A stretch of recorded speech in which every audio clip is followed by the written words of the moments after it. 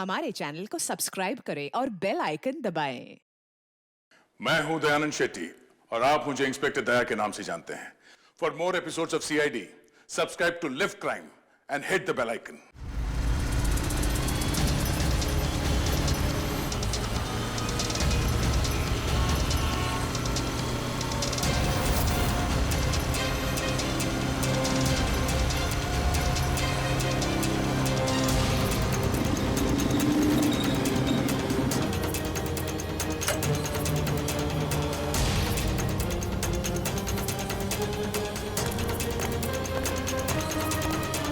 एक मिनट, ये parcel scan machine में डालो।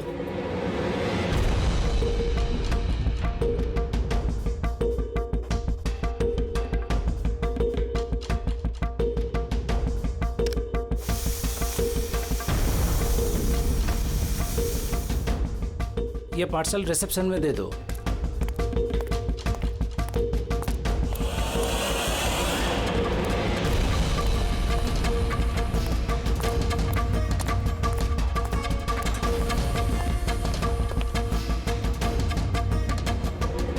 ये लीजिए। शामू, जी मैडम। ये पार्सल लो, जस्टिस राय के लिए आया है। वो ऊपर प्राइवेट लॉज में बैठे हैं, उनको दे दो। बाप रे, जस्टिस राय, उनके पास कौन जाएगा? क्यों, क्या हुआ? अभी 10 बातें सुना देंगे।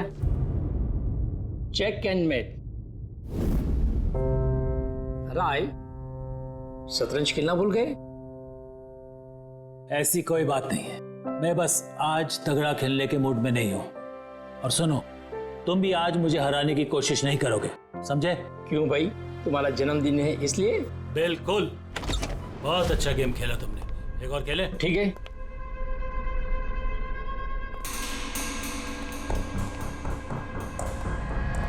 हेलो सर, राय सर। क्या है? हैप्पी बर्थडे सर, आपके लिए पार्सल आया। ठीक है, रखो इधर, रखो इधर आओ। अब क्या हुआ सर? ये लो। Thank you sir, thank you very much sir. Happy birthday sir. कुछ चाहिए तो बोलिएगा सर। ठीक है। उसने सोचा भी नहीं होगा डांट की जगह टिप मिलेगी। ये सब लोग ना मुझे घूसट और खड़ूस समझते हैं, लेकिन मुझे इससे कोई दिक्कत नहीं है। इनफैक्ट मुझे मजा आता है। अरे ये सब छोड़ो, पैकेट खोलो ना, क्या है?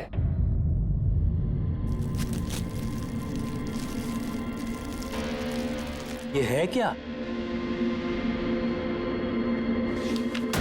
देश के सर्वश्रेष्ठ कानूनी दिमाग को सम्मानपूर्वक भेंट। कोई नाम नहीं?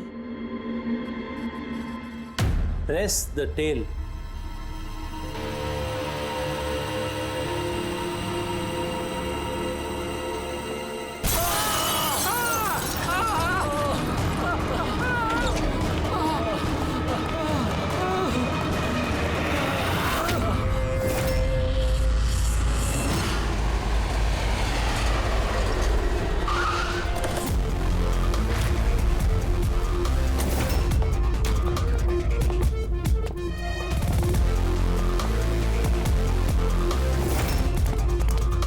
आपने कहा था बॉम्ब ब्लास्ट हुआ। हाँ सर, लॉन्च में सर। वो दोनों वहीं थे सर।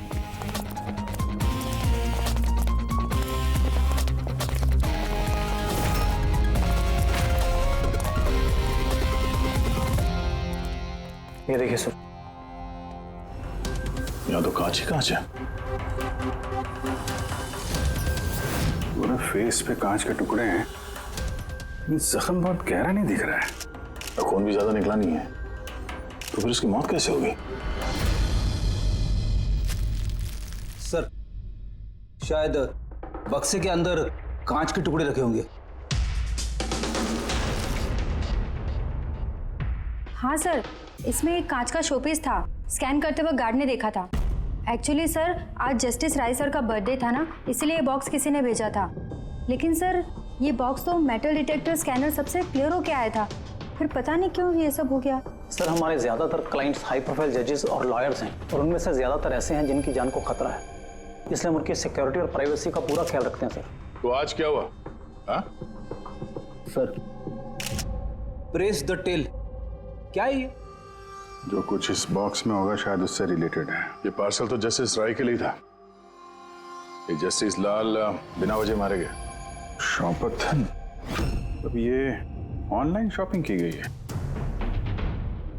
चारों तरफ कांच बिखरे हैं। इन लोगों का कहना था कि धमाका हुआ है, पर अगर पैकेट के अंदर कांच था तो धमाका हुआ कैसे? और अगर यहाँ पे बॉम्ब ब्लास्ट हुआ था तो फिर मेटल या प्लास्टिक के टुकड़े या फिर बारूद कुछ तो होना चाहिए ना। ऐसा कुछ भी नहीं यहाँ पे।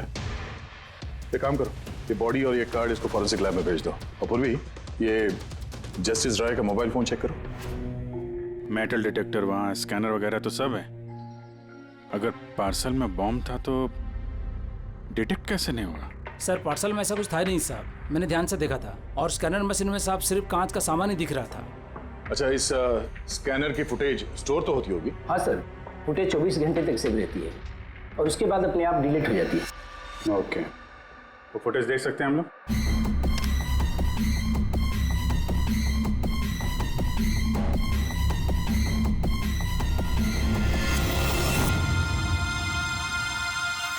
ये क्या?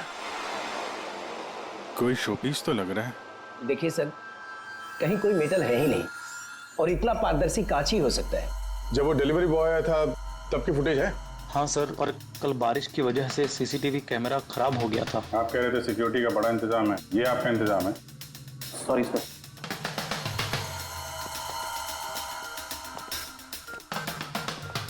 अब दे के हमारे पास यही एक सुराग बचा है, वो कुरियर आईडी बस। चलो, एक छोटा सुराग तो हाथ लगा। बाकी फॉरेंसिक लैब में साड़ू के साथ भी कुछ ना कुछ जरूर ढूंढ निकालेंगे।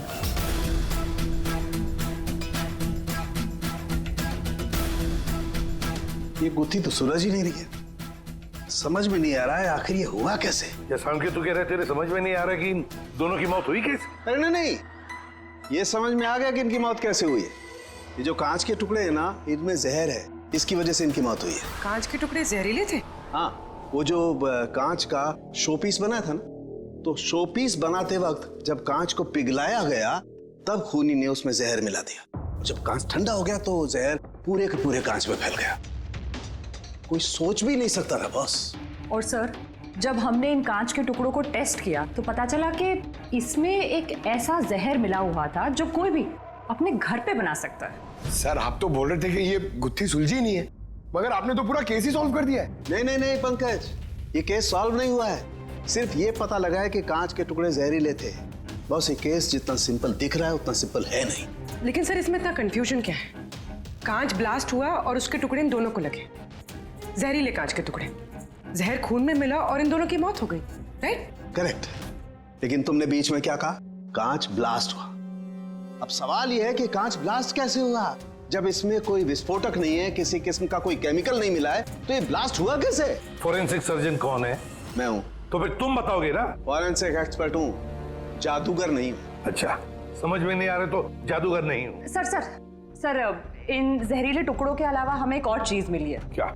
ये कार्ड जो इस गिफ्ट के पास था, ये कार्ड का पेपर वैसे तो मोटा दिख रहा है, लेकिन एक्चुअल में ये 2 पेपर को यूं चिपका कर बनाया गया है।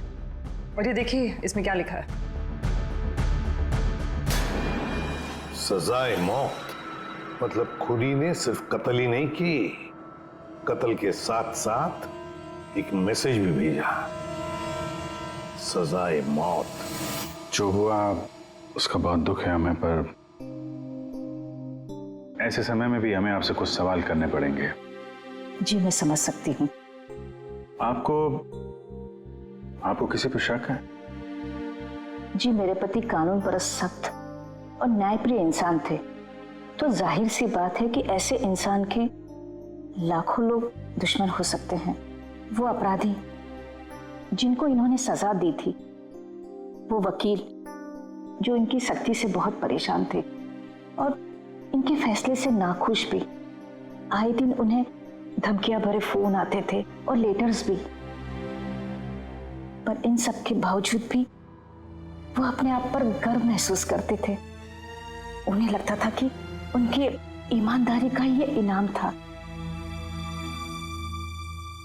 आई एम सॉरी, इससे आगे मैं और कुछ आपको बता नहीं पाऊंगी, पर हाँ, आनंद आपको सब कुछ बता देगा। आनंद? आनंद कौन है? आनंद इनका पर्सनल असिस्टेंट है। कहाँ मिलेंगे मिस्टर आनंद? वो मेरे पति के चेंबर में ही ऊपर बैठकर काम कर रहे हैं, आप चाहे तो उन्हें मिल सकते हैं। मिस्टर आनंद, जस्टिस राय पे बहुत सारे हमले हुए थे, बहुत लोग दुश्मन थे उनके, क्या जानते हैं इनके बारे में आप? सर, उनको धमकी देने वाले लोगों की कमी नहीं थी। अच्छा, ऐसे कितने लोग थे जिन्होंने जान से मारने की धमकी दी थी? अनगिनत। उनकी धमकियों को ट्रॉफी के जैसे संभाल कर रखते थे। एक मिनट सर।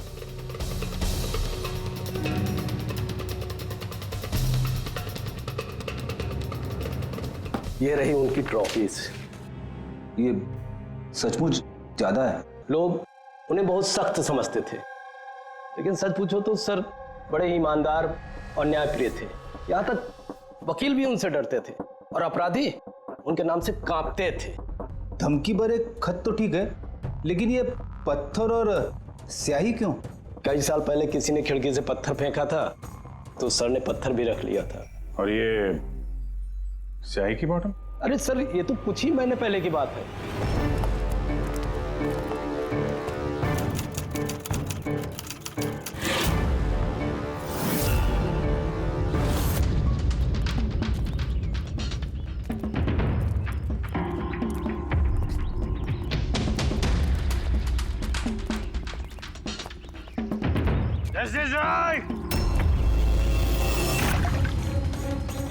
क्या कर रहे हो? तुम्हारी इसी स्याही ने मेरी जिंदगी बर्बाद की थी, याद है ना?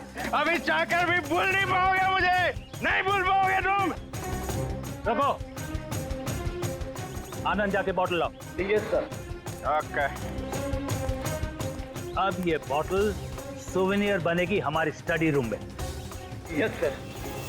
कमल को इस हरकत की वजह से फिर से जेल हुई, शायद अब भी जेल में ही हो। रेडी? ये सारी चीजें अपने कब्जे में ले लो।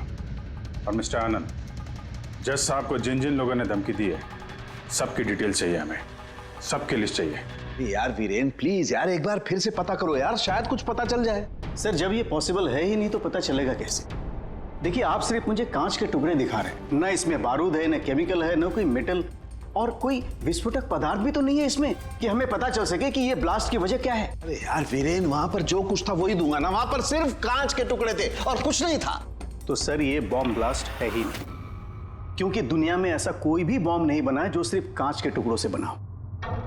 कांच में विस्फोटक गुण होते ही नहीं है सर, ट्राई टू अंडरस्टैंड। मुझे मालूम है कांच में विस्फोटक गुण नहीं होते, लेकिन वहां पर ब्लास्ट हुआ है, ब्लास्ट में सिर्फ कांच के टुकड़े मिले और कुछ मिला ही नहीं है यार। तो सर, आई विश कि आप ये केस जल्द से जल्द सॉल्व कर लें, ताकि हमें भी तो पता चले कि ये ब्लास्ट हुआ कैसे। सर आप लोग कांच के गुणों के बारे में बात कर रहे हैं ना? मैं ऐसे किसी को जानती हूँ जो हमारी हेल्प कर सकती है। ग्रेट सर, उसको हर तरह के कांच के बारे में पता है। आई थिंक हमें एक बार उससे मिल लेना चाहिए। मिलते हैं तारिका, तुम जिससे कहोगी उससे मिलते हैं, बस मुझे सिर्फ ये पता करना है कि आखिर ये ब्लास्ट हुआ कैसे।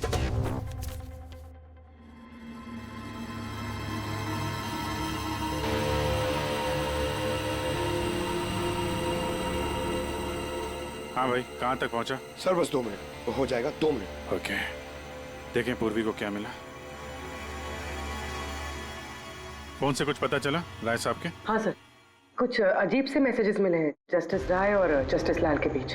अजीब मैसेज? कैसे हैं? ये देखिए सर, ये मैसेजेस हैं या शायद कोई कोड्स हैं जो नंबर्स और लेटर्स को मिला के बनाए गए हैं। ये देखिए सर, ये मैसेजेस जस्टिस राय ने जस्टिस लाल को 2 बार भेजे, एक बार 3 महीने पहले और दूसरी बार सिर्फ 1 महीने पहले। अब या तो ये इन दोनों दोस्तों के बीच का कोई सीक्रेट कोड है, या तो फिर कोई ऐसी खास बात है जो जस्टिस राय जस्टिस लाल को बताना चाहते हैं। एक काम करो, ट्राई करो डिकोड करने के लिए, देखो कुछ पता चलता है क्या। हाँ, ये लिस्ट पूरी हुई? हाँ सर, जस्टिस राय के पीए आनंद ने जो हमें धमकियों के बारे में बताया था सर, उस हिसाब से हमने ये 3 सस्पेक्ट की लिस्ट बनाई है। 3 भागों में क्यों, क्या है? अब यहाँ पे जितने लोग हैं, इनमें से सभी लोगों ने कभी ना कभी जस्टिस राय को धमकी दी है और इनमें से ज्यादातर लोग जेल में भी है। लेकिन ये वनेश, ये एक मर्डर के केस में अंदर गया है और बाद में इसकी दिमागी हालत ठीक नहीं है, इसलिए इसे रिहा कर दिया गया। और ये कमल जी, इन्होंने जस्टिस राय पे स्याही फेंकी और इस जुर्म में इन्हें अंदर कर दिया गया। फिलहाल ये कहां पर है उसकी कोई जानकारी नहीं है। सर ये दूसरी लिस्ट जो है इसमें से ये 3 लोगों को सजाए मौत दी हुई है सर जस्टिस ने, और ये अभी भी जेल में अपनी सजा काट रहे हैं। 3, ये चौथा, ये कौन है? सर ये है किशोर जी, इनके बेटे को जस्टिस ने 3 साल की सजा दी थी सर, और न्यूज में एक आर्टिकल आई थी कि ये सजा ज्यादा देने की जरूरत नहीं थी और इस वजह से वो शायद डिप्रेशन में होगा और उसने अपनी आत्महत्या कर ली सर। तो इस किशोर के पास अच्छी खासी वजह है बदला लेने की। और ये है धवन, ये एक वकील है पेशे से, और अजीब बात यह है कि पिछले साल इसने जस्टिस राय के कोर्ट में बहुत सारे केसेस लड़े, पर वो एक भी जीत नहीं पाया, सारे हार गए। तो कहीं ये हारा हुआ वकील बदला लेने के चक्कर में राय साहब को, हाँ ये भी हो सकता है कि ये कोई काबिल वकील ही ना हो। तो अब कुल मिला के हमारे पास बचते हैं 4 सस्पेक्ट, एक ये कमल, वनेश, किशोर और धवन। सर गिफ्ट भेजने वाले का पता चल गया, वो गिफ्ट कमल ने भेजी थी और शॉपेथॉन वालों ने कुरियर की आईडी से पता किया है। तो उनके पास उसका एड्रेस तो होगा ना? नहीं सर, एड्रेस का तो पता नहीं चला। कोई बात नहीं, कमल जिस जेल में था वहां से पता चल जाएगा, वहां चलते हैं। सॉरी ऑफिसर, लेकिन हमें उसे 1 महीना पहले ही छोड़ना पड़ा। जज पे हमला किया था, इतनी जल्दी छूट गया? 1 मिनट, आपने कहा कि उसे छोड़ना पड़ा, लेकिन क्यों? उसकी तबीयत की वजह से, क्योंकि सालों से उसको नशे की लत थी। 7 साल पहले वो एक केस में पकड़ा गया था, वहां उसने पीना छोड़ दिया, लेकिन जेल से छूटने के बाद फिर उसने पीना शुरू कर दिया, इसलिए उसका पूरा लीवर खराब हो चुका था। ये भी तो हो सकता है कि उसने लीवर खराब होने का बहाना किया हो। नहीं नहीं सर, हमने डॉक्टर से कंफर्म करके उसे छोड़ा था। अच्छा, उसका एड्रेस तो होगा ना आपके पास, वो दे दीजिए। एड्रेस तो है, लेकिन मुझे लगता है वो वहां नहीं मिलेगा, वो हॉस्पिटल में ही मिलेगा, क्योंकि उसे जल्द से जल्द लीवर ट्रांसप्लांट करने की जरूरत थी। लेकिन जहां तक मुझे पता है कि शराब के आदी लोगों को लीवर ट्रांसप्लांट की इजाजत नहीं मिलती है। मिलती है, अगर शराबी कम से कम 6 महीने तक शराब ना पिए तो, और यहाँ जेल में तो मिलने से रही, इस बिना पे हमने उसको permission they the. Okay sir, thank you. अगर ऐसा है तो अपनी जान बचाने के लिए इसने कहीं ना कहीं किसी हॉस्पिटल में रजिस्ट्रेशन तो करवाया ही होगा। एग्जैक्टली। और ये कोई छोटा मोटा इलाज तो है नहीं तो कहीं भी हो जाए। शहर में गिने चुने हॉस्पिटल है जहाँ पे ट्रांसप्लांट हो सकता है। वहीं ढूंढते हैं इस कमल को। अरे तारिका, ये तुम कहाँ ले आए भाई मुझे? मैंने तो सोचा तुम किसी ग्लास फैक्ट्री में लेके जाओगी। बट एनीवे, ये जो कुछ भी है ना, है बड़ा खूबसूरत। शुक्रिया। आप sir, she is my friend Vivian. ये ब्यूटीफुल आर्ट गैलरी इसी की है। ये ऐसे खूबसूरत आर्ट पीसेस बनाती रहती हैं, और कांच के भी। एंड विवियान, ये इज डॉक्टर सालुंग है। हेलो। अच्छा यार, वी नीड योर हेल्प। हमें कांच और कांच की चीजों के बारे में इंफॉर्मेशन चाहिए, एक मर्डर मिस्ट्री सॉल्व करने के लिए। श्योर। अच्छा विवियन, ये सारी चीजें आप ही ने बनाई हैं? जी। ऑब्वियसली आप ही ने बनाई होंगी, लेकिन कैसे? बहुत आसान है। वैसे तो ज़्यादातर चीज़ें कांच को पिघलाकर बनी है। प्रोपेन टॉर्च से कांच पिघलाया जाता है और उसी पिघलाए हुए कांच को मनचाहा आकार दे दिया जाता है। अच्छा हाँ, ये एक एक्सरे इमेज है कांच के शोपीस का, लेकिन सरप्राइजिंग बात यह है कि ये पूरा ब्लास्ट हो गया। Do you think it's possible? इसका आकार तो बूंद जैसा है, लेकिन समझ में नहीं आ रहा कि ये है क्या। विवियन, एक बार जरा फिर से देखो गौर से, शायद कुछ ऐसी चीज हो जो तुमने अभी तक देखी नहीं। एक मिनट, इसकी नोक देख रहे हैं आप लोग? ये जानबूझकर बनाई हुई तो नहीं लगती। I mean, जिसने भी इसे बनाया है उसने कांच को पिघलाकर बहुत जल्दी उसे ठंडा कर दिया है, बिल्कुल तुरंत, जिससे कि कांच का आकार न केवल बूंद के जैसा रह गया है, बल्कि इसकी नोक पतली, लंबी और नाजुक हो गई है। Thank you so much for your help. कांच को पिघला करके ठंडा कर दिया गया तुरंत। तुरंत, जैसे वो बूंद बनी। My God. तारिका, हमें लैब में चलना है तुरंत, फौरन। और हाँ, वो विवियन, हमें आपकी वो प्रोपेन टॉर्च चाहिएगी प्लीज। किशोर, धवन, भुवनेश, अब तीनों को जस्टिस राय के खून के सिलसिले में यहां बुलाया गया है। मर गया? बड़ा भगवान बनता था, लोगों के जिंदगियों का फैसला करता था। चलो अच्छा है अब मर गया। सर, इसे देख के तो लगता है कि ये दिमागी हालत से ठीक नहीं है। हो सकता है नाटक कर रहा हूं। असाइलम की अटेंडेंस स्लिप है इसकी।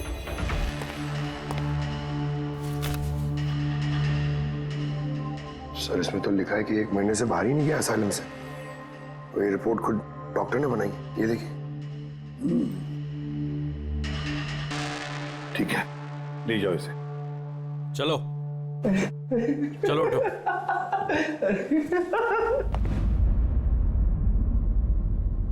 खुश तो आप भी होंगे ना जस्टिस राय की मौत से? देखिए, मैं मानता हूं कि मेरे बेटे ने गलती की थी, गलत संगत में पड़ गया था वो, लेकिन न तो उसका गुनाह इतना बड़ा था और न ही उसकी उम्र कि उसे माफ न किया जा सके। और फिर अगर सजा देनी ही थी तो कम सजा दी जा सकती थी उसे, लेकिन जस्टिस राय ने ऐसा कुछ नहीं किया, जिसकी वजह से आपके बेटे ने आत्महत्या कर ली। जी। और आप जस्टिस राय को उसका जिम्मेदार मानते हैं? बिल्कुल मानता हूं, और मैं खुद को भी जिम्मेदार मानता हूं। शायद मेरी अपनी परवरिश में कोई कमी रह गई थी। और धवन जी, आपने पिछले साल में जस्टिस राय के कोर्ट में 17 केसेस लड़े हैं और आप 17 के 17 केसेस हार गए। आपको भी गुस्सा आया होगा, इसलिए आपने तो इस वजह से मैंने उनका खून कर दिया, ऐसा सोच रहे हैं आप? इससे बचकानी सोच कोई हो ही नहीं सकती। इस वजह से कोई किसी का खून करता है क्या? इस जजमेंट की वजह से आपके क्लाइंट्स आपको छोड़कर चले गए, वकील के तौर पर आपकी बदनामी हुई। जस्टिस राय ने ना सिर्फ आपके खिलाफ जजमेंट दी, बल्कि आपके प्रैक्टिस के खिलाफ, आपकी वकालत के खिलाफ जजमेंट दी। सर, मैं मानता हूं आपने जो कुछ भी कहा सच है, लेकिन इससे यह कतई साबित नहीं होता कि मैंने उनका खून कर दिया है। धवन जी, साबित नहीं हुआ तो क्या हुआ? हो तो सकता है ना। देखिए सर, मेरी इतने सालों की प्रैक्टिस है, इस पेशे में कोई नया नहीं हूं मैं। सर, मैंने इतने सालों तक मेहनत करके बहुत नाम कमाया है, लोग जानते हैं मुझे। और सर, जिस वक्त जस्टिस राय का खून हुआ, उस वक्त मैं कहां था, क्या कर रहा था, किसके साथ था, इन सब बातों का ब्यौरा दे सकता हूं मैं, वो भी गवाहों और सबूतों के साथ। एक बात मत भूलिए धवन जी, खून एक पार्सल की वजह से हुआ है, और जिस वक्त खून हुआ उस वक्त खूनी वहां पर मौजूद नहीं था, समझे आप? इसलिए आपके गवाह और आपके सारे सबूत हमारे लिए कोई मायने नहीं रखते। आप सिर्फ भूलिएगा मत कि जब तक ये केस सॉल्व नहीं होता, आप हमारे शक के दायरे में हैं।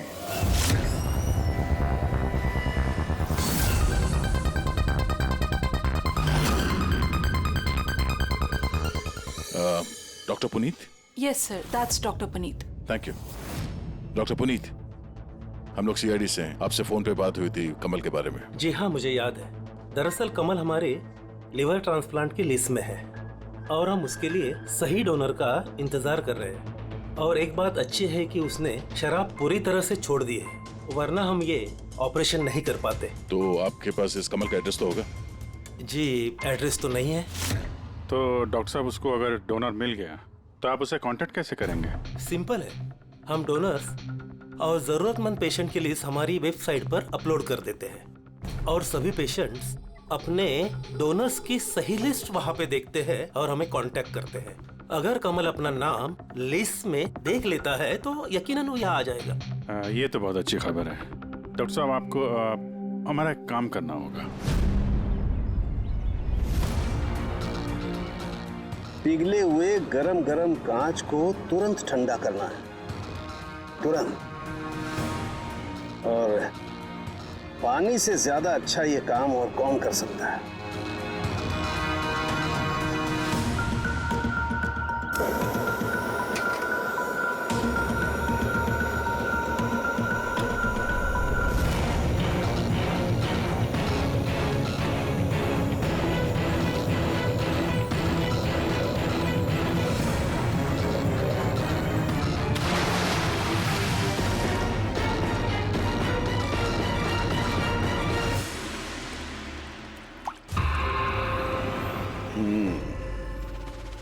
तो ऐसे बनी ये कांच की बूंद। लेकिन जस्टिस राय की जिस बूंद से मौत हुई थी वो तो काफी बड़ी थी। ठीक है, मैं भी एक बड़ी बूंद बनाने की कोशिश करता हूं।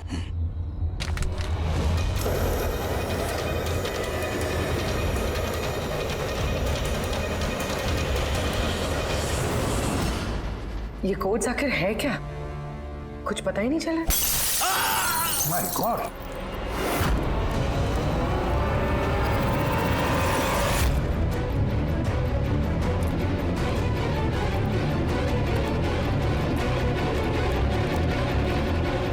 अरे सर, सालू साहब क्या हुआ? सर क्या हुआ सर?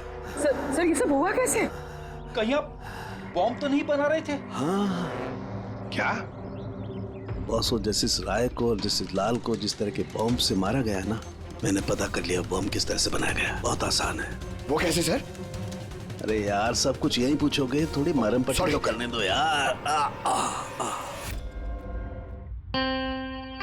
बस कांच के इस बूंद जैसे आकार को सिर्फ एक ही तरीके से बनाया जा सकता है, गरम गरम पिघले हुए कांच को पानी में गिराकर।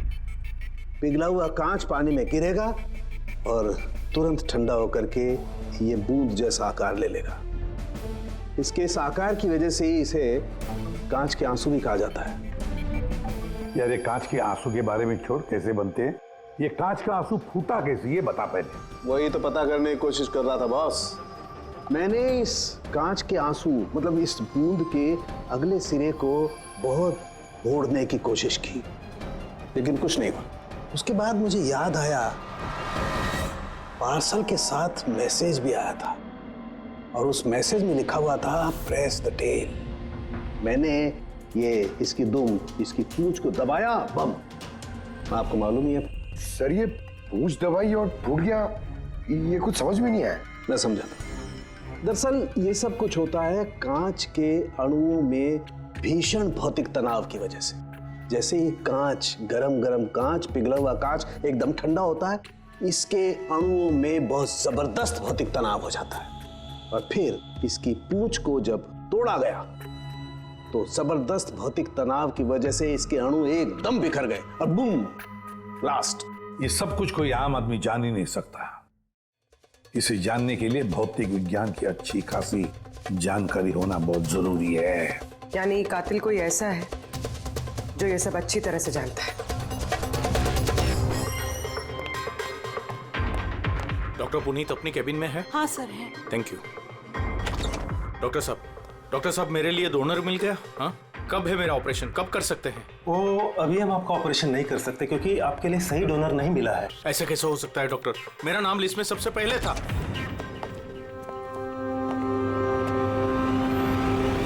देखिए, मेरी सजा काट चुका हूँ पूरी तरह से, फिर आप लोग मुझे कहाँ लेके जा रहे हैं? मैंने ऐसी कोई गलती भी नहीं की है। जस्टिस राय का खून हो गया है।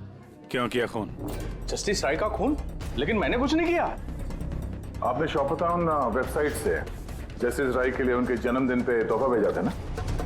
नहीं तो मैंने कोई तोहफा नहीं भेजा था। तुमने कुछ नहीं किया तो फिर तुम अंडरग्राउंड क्यों थे? देखिए, मैं अंडरग्राउंड नहीं हुआ था। सचमुच मेरी तबीयत खराब रहती है, इसलिए शहर से बाहर हेल्थ स्पा ज्वाइन कर लिया है मैंने। जेल से छूटने के बाद मैं वही रहता हूँ। और वो पार्सल, कांच का अजीब सा शोपीस जो आपने जस्टिस राय को भेजा था शॉपथॉन वेबसाइट से, जिसपे आपका कॉन्टैक्ट डिटेल्स भी था। हाँ, मैंने शॉपथॉन वेबसाइट से शॉपिंग जरूर की है और पार्सल भी भेजा है, लेकिन जस्टिस राय को नहीं भेजा। मैंने मेरी बेटी को भेजा है क्योंकि उसका जन्मदिन था। मेरी वाइफ मुझसे नाराज है, इसलिए मेरी बेटी को मुझसे नहीं मिलने दे रही है। तो मैंने वो शॉपाथॉन वेबसाइट से गिफ्ट खरीदा और मेरी बेटी को पार्सल कर दिया।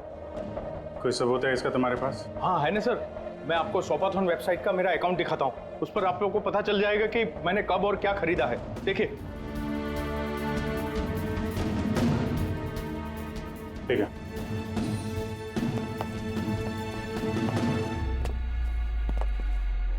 ये आदमी तो वाकई सच बोल रहा है। इसने तो वो गिफ्ट अपने बेटी के लिए खरीदा था, और वो भी जस्टिस राय की मौत के 2 हफ्ते पहले। मतलब कातिल जानबूझ के हमारा ध्यान इसकी तरफ भटका रहा था। यानी वो जो कोई भी है, उसे कमल की पूरी हिस्ट्री के बारे में मालूम था। उसने उसके घर से वो पार्सल का डब्बा चुराया, उसमें कांच का सामान रखा और किसी तरह से जस्टिस राय तक पहुंचा दिया। कातिल वही है जिसने ये पार्सल जस्टिस राय तक पहुंचाया।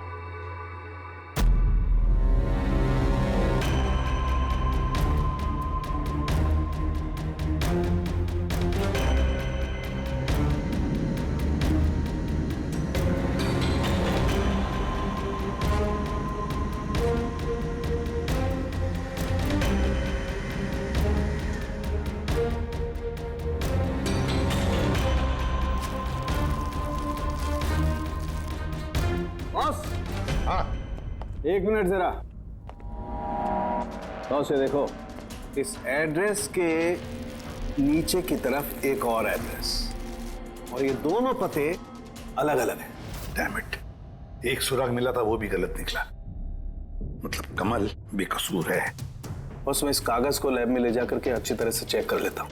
ठीक है सर। हाँ, सब मिल गया। एक सबूत गया तो दूसरा मिल गया, कोड डिकोड हो गया। कोड में क्या है? सर वो कोई कोड्स नहीं है, सिंपल मैसेजेस है। उन दोनों डेट्स पे जब जस्टिस राय ने जस्टिस लाल को मैसेजेस भेजे थे, उन दोनों डेट्स पे 2 बातें कॉमन थी। कौन सी बात? सर पहली बात, उन दोनों डेट्स पे दोनों जजेस में से एक शहर से बाहर था, और दूसरी बात, उन दोनों डेट्स पे संडे था। और जिस दिन कत्ल हुआ है उस दिन भी संडे था। Exactly sir. और मारे जाने से पहले वो दोनों शतरंज खेल रहे थे। यस। जो मैसेजेस जस्टिस राय ने जस्टिस लाल को भेजे हैं वो कोई कोड्स नहीं, शतरंज की चालें थी। वो दोनों चाहे कहीं भी हो अपना शतरंज का खेल जरूर पूरा करते थे। जहां छोड़ा अगली बार वहीं से पकड़ते थे। मतलब दोनों भी जजेस संडे के दिन शतरंज खेलते थे, और ये बात कातिल जानता था, इसीलिए उसने उसी संडे को खुद अपने हाथों जाकर वो पार्सल डिलीवर किया। वो जानता था कि जस्टिस राय वहां होंगे। सर वो ये भी जानता था कि जस्टिस लाल भी वहां पे होंगे। बिल्कुल सही कहा तुमने अभिजीत, बिल्कुल सही कहा।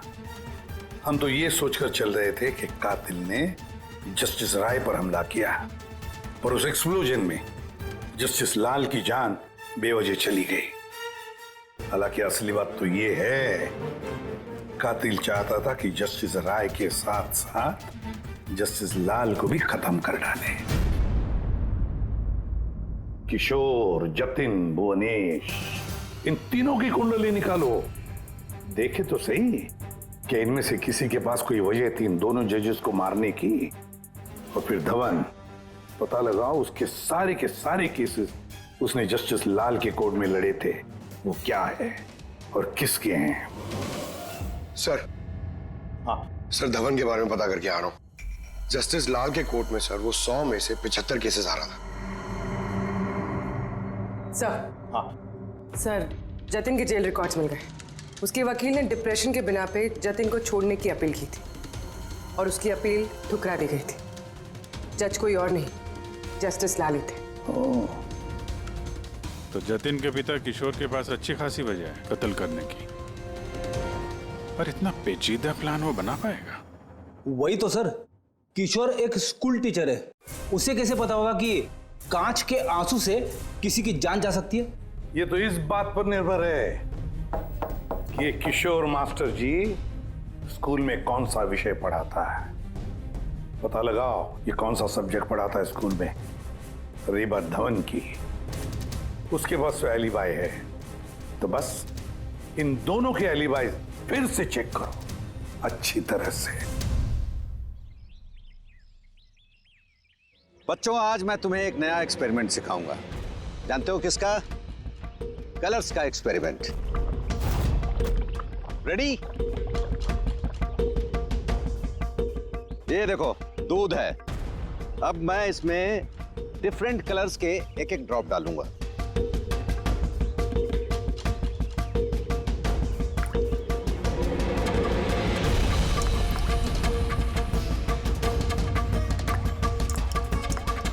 Now come here. देखो बेटा, अब जब मैं ये बर्ड इसके अंदर डालूंगा तो तुम्हें देखने को मिलेगा कि अणु किस तरीके से प्रक्रिया करता है। देखो,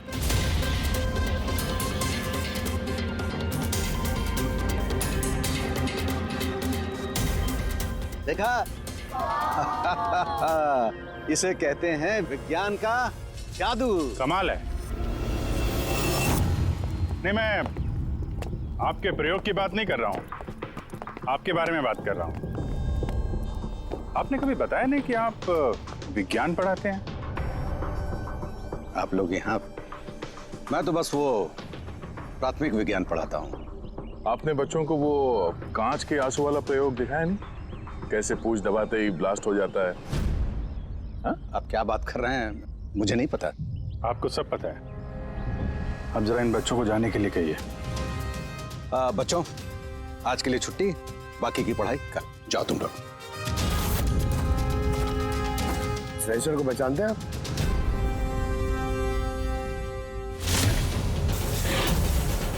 रविवार याद है आपको, जिस दिन टीचर पेरेंट मीटिंग थी? और उसी दिन जस्टिस लाल और जस्टिस राय का खून भी हुआ था। उस दिन आप आए नहीं थे, एब्सेंट थे। इस केस में जिन लोगों पे हमें शक था उनकी एलिबाइज, यानी कत्ल के वक्त वो कहाँ थे, किसके साथ थे, उसका पूरा ब्यौरा सबूत के साथ हमारे पास है, सिवाय आपके। रविवार को आप कहाँ थे? मैं घर पे ही था। मेरी तबीयत नहीं ठीक थी, इसलिए मैं जा नहीं पाया। झूठ। आप घर पे नहीं, क्लब हाउस में थे। जस्टिस राय को वो पैकेज डिलीवर करने गए थे। अगर मैं मान लूं कि आप ठीक कह रही हैं, कोई सबूत है आप लोगों के पास? सबूत तो खैर अभी नहीं है। अच्छा, ये जो आप जो प्रयोगशाला यहाँ बनाया हुआ है आपने, यहाँ पे जो बच्चों को दिखाते हैं, इसके अलावा कहीं प्रयोग करते हैं या यही जगह है? नहीं, बस यहाँ पे यही एक खुली बड़ी जगह है जहाँ मैं बच्चों को कुछ इंटरेस्टिंग प्रयोग बताता हूँ। अच्छा,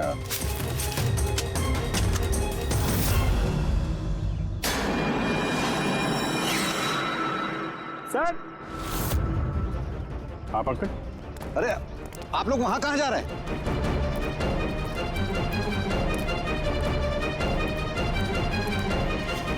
अरे, ये क्या कर रहे हैं आप? प्रोफेसर साहब, आपको सबूत चाहिए था ना, वही ढूंढ रहे हैं। सर, पहचान रहे ना इसे आप? ये तो एक टुकड़ा है। ऐसे बहुत सारे टुकड़े यहाँ मिलेंगे अगर यहाँ पे आसपास खोदा गया तो। क्या आपको भी पता है? ये कोई साधारण कांच के टुकड़े नहीं है डॉक्टर साहब। आपने जो एक्सपेरिमेंट्स किए थे और जो प्रयोग सफल नहीं हुए, आपने उन कांच के टुकड़ों को लाकर यहाँ पर दबा दिया, है ना? अभी आप सच बोलेंगे कि इस कांच को हम जाके टेस्ट करें? क्योंकि अगर इसने टेस्ट किया तो इसमें वो जहर जरूर मिलेगा। हाँ, मैंने ही उन दोनों को मारा है, क्योंकि उन दोनों ने मिलकर के मेरे बेटे को मारा है। मैंने उसी वक्त ठान लिया था कि इन दोनों से अपने बेटे की मौत का बदला लूंगा मैं।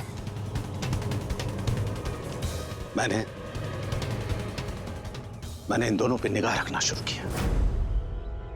एक दिन बच्चों के लिए इंटरनेट पे कुछ अनोखे प्रयोग ढूंढ रहा था मैं, तभी मुझे ये कांच के आंसू का प्रयोग मिला।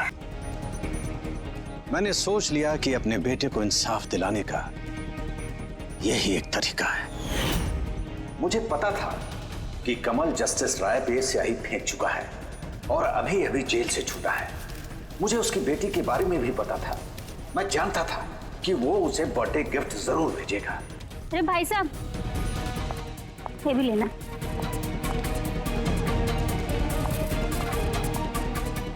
बस उसी गिफ्ट का डब्बा मैंने वहां से उठा लिया और अपने प्लान को अंजाम दिया। मैंने उसे बहुत सावधानी से पैक किया।